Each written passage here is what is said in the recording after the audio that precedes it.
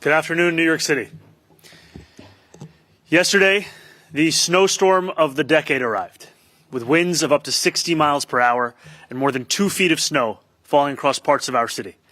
In some parts of Staten Island and the Bronx, this storm set new 24-hour records for record snowfall. The forecast for today is dry, with some wind.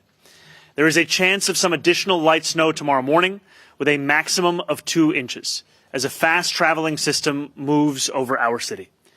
Today, New York is back up and running thanks to the city workers who worked long shifts to clear our streets, keep our public transit running, and respond to emergencies, as well as the everyday New Yorkers who did their parts to shovel sidewalks, clear a neighbor's stoop, and stayed off the roads when conditions were hazardous. This was a whole-of-government response to a historic snowstorm. 2,600 sanitation workers working in successive 12-hour shifts utilized over 3,000 pieces of equipment to distribute over 143 million pounds of salt and to plow every single street across all 5 boroughs at least once.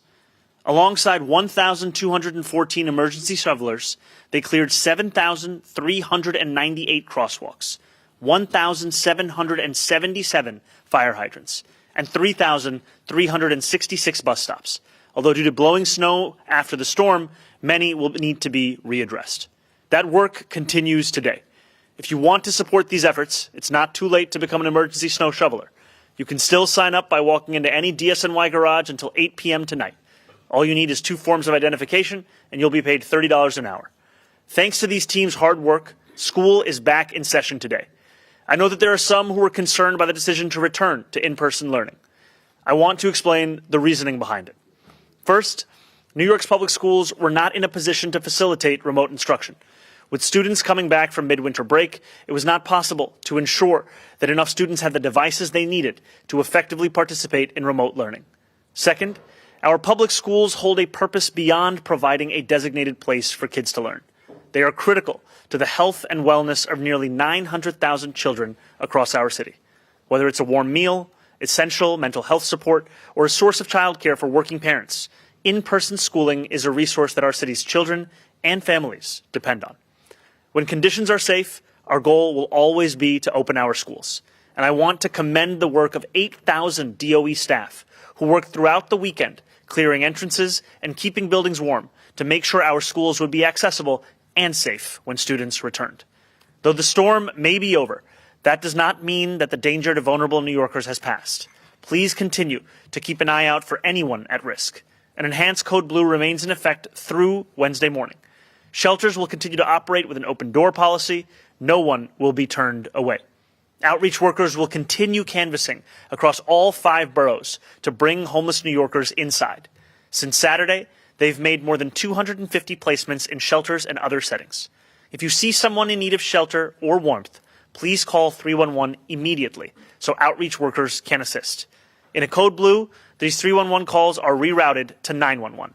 You can also call 311 directly from our Link NYC kiosks or use them to find the locations of warming centers across the city. I also want to express my gratitude to the leaders standing alongside me today, the dedicated professionals manning our emergency operations centers, and every agency staffer that has worked across government to serve New Yorkers.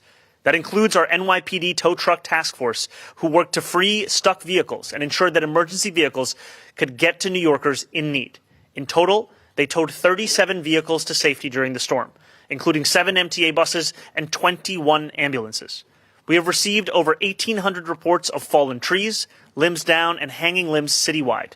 The Interagency Down Trees Task Force, coordinated by the Parks Department, has been hard at work responding to these reports.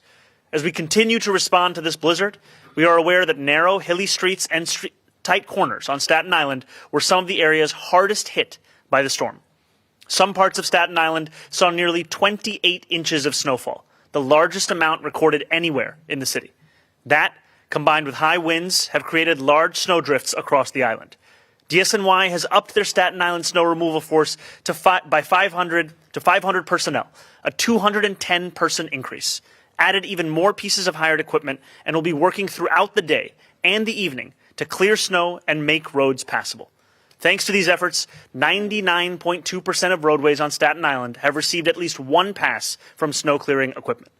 While New York City is steadily coming back online, there remain some interruptions to service. There will be no collection of trash today. Collection will resume Wednesday evening on the 6 p.m. shift. We will be prioritizing trash and compost collection this week. I ask New Yorkers to be patient throughout this process. Collection trucks are the same size that they've always been, but in many areas, twice the amount of material will be out, so delays are possible. We expect collection will return to normal by Monday. We expect recycling collection to resume next Monday as well. Alternate side parking will be suspended through the end of the week. Now, however, is the perfect time to dig your cars out before the snow hardens into ice. All library branches across the city are open. City buildings as well are open to the public for in-person city services. For New Yorkers relying on public transit, I recommend budgeting some extra time into your commute. All local, limited, and express buses are running with delays. There is reduced service in Staten Island, resulting in significant delays. A number of express trains are running locally. NYC ferries as well are running on a modified weekday schedule today.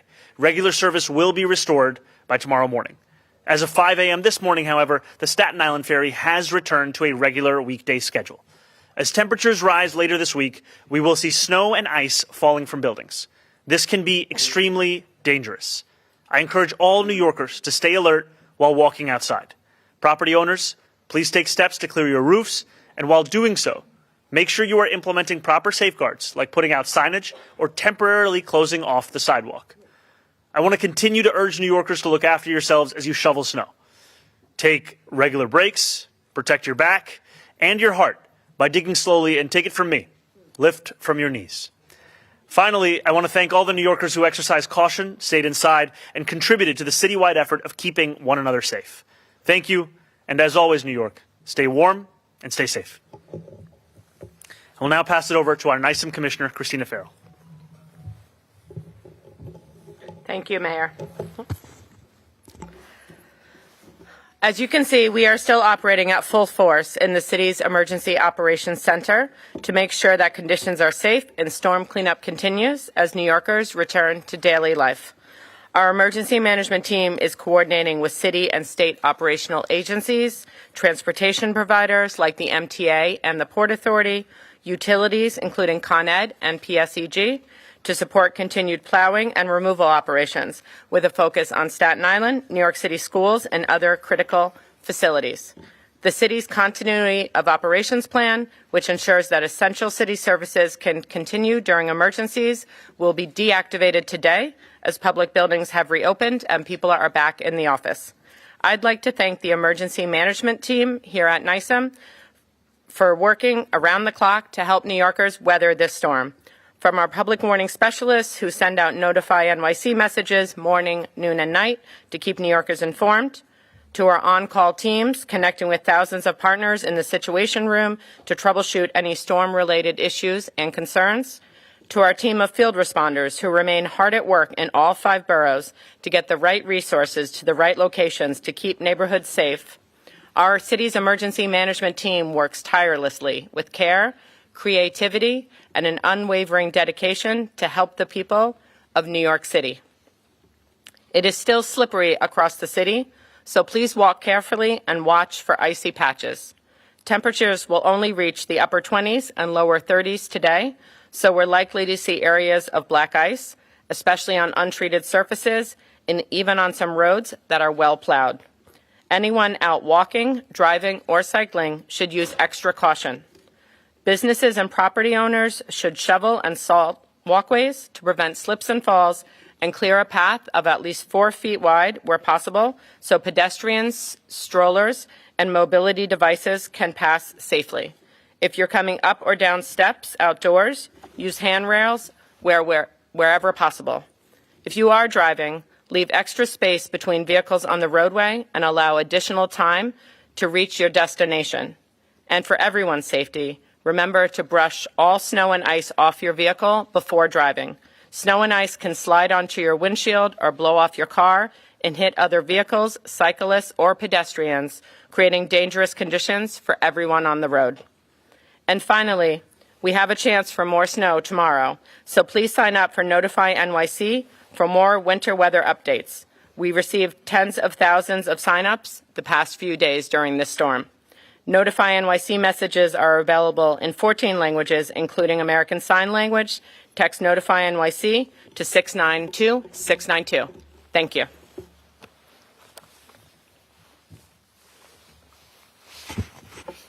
Good afternoon. The sun is shining following a historic storm. I have worked for the Department of Sanitation since 1999 through 7 of the 10 largest snowstorms on record. And they all come with their own challenges. But we face this weather event with years of preparation under our belts. We trained for this all year, and I am proud of the men and women of this department who have been working around the clock to clear snow and ice from our roads.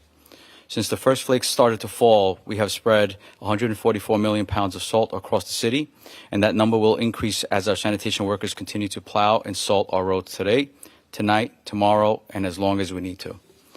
We continue to have 2,600 sanitation workers on 12-hour shifts, assisted by 1,500 snow shovelers and 428 pieces of equipment that we have hired from outside vendors. Regarding the emergency snow shovelers, we have tripled the size of this program in just the last week. By increasing outreach, boosting the base pay to $30 an hour, and streamlining the application process. This is hard work, and we very much appreciate the men and women who have signed up to ensure that our city can operate safely this week. If you are interested, you can find out more information at nyc.gov/snow. This storm saw a very high level of localized variation. Each of our Staten Island districts measured 30 inches of snow, while districts in other parts of the city measured nearly half of that. And we are allocating our resources accordingly. The narrow, hilly streets and tight corners of Staten Island were some of the areas hit hardest by the storm, and the high winds have created snow drifts across the island. To address these areas, we have added extra sanitation personnel above the borough's largest snow plan, as well as more than hundreds of additional pieces of hired equipment from outside vendors to get these areas clear and open. We addressed many of these areas throughout the night across Staten Island, and we are continuing this work today and into tonight. This is slow, difficult work, and some of these hilly and narrow streets will take hours to clear. It is a snow hauling operation that I have never seen in my 27-year career. That is why we are moving hundreds of additional pieces of equipment from all over the city into Staten Island this evening as well. New York Strongest are working on Staten Island and around the city all day today and tonight to continue to clear the snow, widen the lanes of travel, and address pedestrian infrastructure, as the mayor said. We are preparing to transition back to collection to operations as well. Soon we will also begin to deploy our snow melters in every borough. This will ensure that the mounds of snow that the storm has left are removed as soon as possible. At the same time, we remind property owners to do your part by shoveling the required 4-foot path on your sidewalk. We are issuing summonses for failure to clear snow and ice because we believe it is crucial that everyone who uses the sidewalks should be able to do so safely. Thank you and stay safe.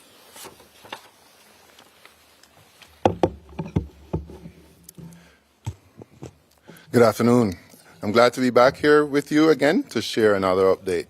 This morning I started my day at PS 29 in Staten Island, greeting students and families as they arrived for their first day back from break.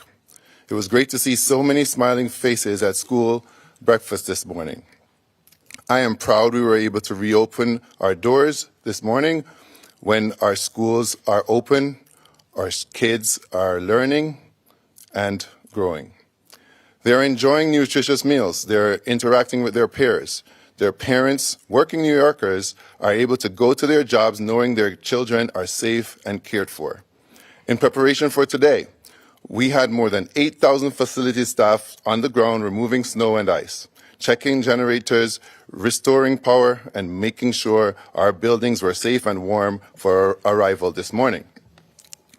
They were reaching out to our pool of substitute teachers and paraprofessionals to ensure our classrooms are well staffed.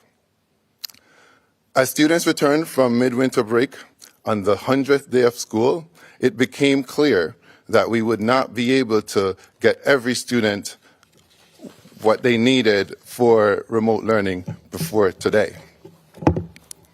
Unfortunately, issue here with my remarks.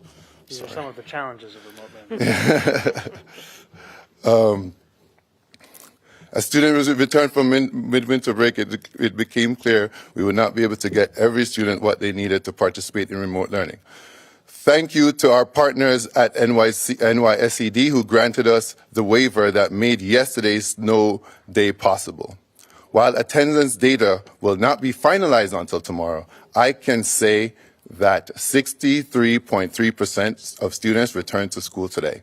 In conclusion, I want again to thank all of our partners standing up here with me today. It takes a village, and I am proud to work alongside you every day in support of our New Yorkers.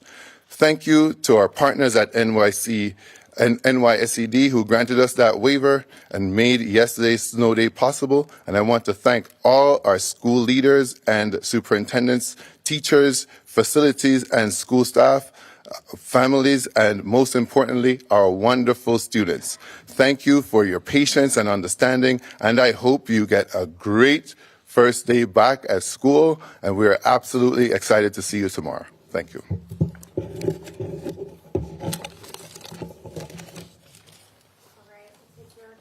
Now I'll start with Jared. Hey, Mr. Mayor. Hey, how's it going? Good. How are you? Doing all right. Do you agree with Commissioner Tisch that what happened in Washington Square Park with the snowballs was criminal? And how can you take steps to prevent something like this doesn't happen again? So I've seen videos of kids throwing snowballs at members of the NYPD in Washington Square Park. And first, I want to say that officers have been on the front line of helping our city respond to this blizzard. They have been keeping New Yorkers safe, and they have also been at the heart of our efforts of digging New Yorkers' cars out of these kinds of conditions and ensuring that our ambulances, our MTA buses can keep functioning across this city. They and our entire city workforce deserve to be treated with respect. The only person in our city's workforce who deserves to be treated with a snowball is me. Thank you. Dan, go ahead. Do you know for sure they're kids or they're adults? And a second question is, what went wrong on Staten Island that you couldn't clear it out yesterday, even with the snow hitting it hard on the hilly and narrow streets? So with Staten Island, what we saw is snowfall of 28 to 30 inches across the borough.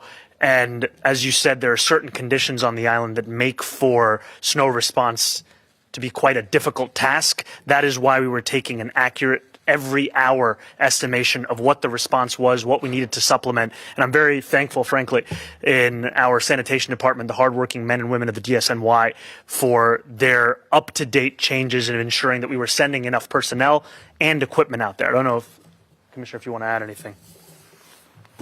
Yeah, I just want to just stress that all the areas we're having challenges are narrow streets where there's very limited space for the snow to go. When we're plowing the street, we're plowing it to the right.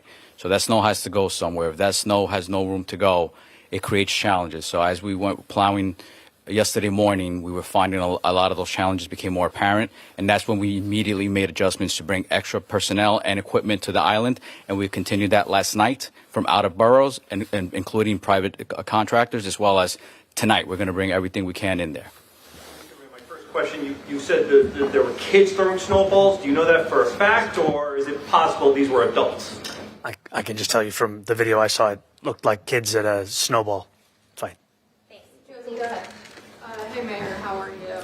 I wondered, I know the Chancellor talked a little bit about the attendance. Were there bus delays, teacher no-shows? Can you give a little bit of a fuller picture if you can? Yeah. And I have a second question. Go for it. Yeah. What do you think of the Working Families Party endorsing Antonio Reynoso after your team pushed for them to back Claire Valdez? So I'll start with the second question, then I'll go to the first question.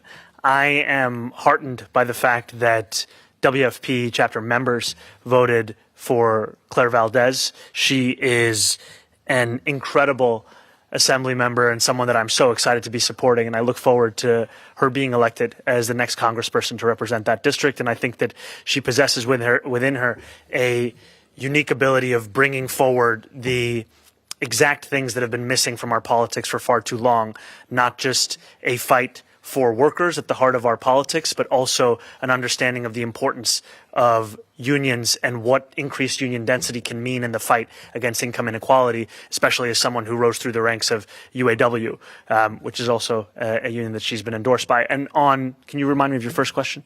I wanted to ask. Oh, about buses and teachers, yes. So right now, I would say on an average day, we have about 150,000 students who take the bus to school. As of now, we've only received about 78 students' complaints that they're not been able to access those buses. And of the 8,000 routes, about only 15 of them reported delays. And with teachers, we have a workforce of about 78,800 teachers. About 12,000 of those teachers called out today. We were able to have more than 5,000 substitute teachers fill in their places. Thanks. Liz, go ahead. Hi, Mr. Mayor. Hi, Liz. I want to ask you two questions. One about the snowball incident. So you had the NYPD commissioner call it criminal. You had the governor weigh in and condemn it. You had a former governor weigh in and also tweet about it, demanding that you make a statement. How much of this is an overreaction, do you think? That's my first question. And then, do you want me to wait for the second? Let's get them all. Second question is about the Hunter College professor who made a racist remark during that Zoom about the Upper West Side school relocation. Can you talk about what you think is the appropriate punishment for something like that? And what does it say about the underlying tensions, that are going on in that debate over school relocation? So I'll just first start with the second question, and then I'll also let the Chancellor share a few words. I think just before I pass it over, there's a reprehensible comment. And I think it is indicative of the exact kind of language that makes students feel as if they don't belong within our public school system. We are looking to build a public school system that is home for each and every person that calls this city home. And that's not what that language engenders. I'll just let the Chancellor add a few words. I agree. It was abhorrent to listen to, and our students deserve so much better.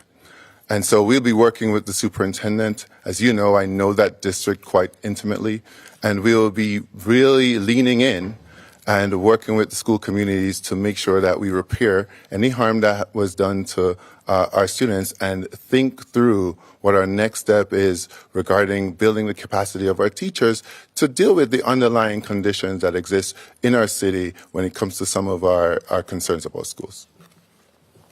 Can I ask as a follow-up to the mayor, do you think she should be fired?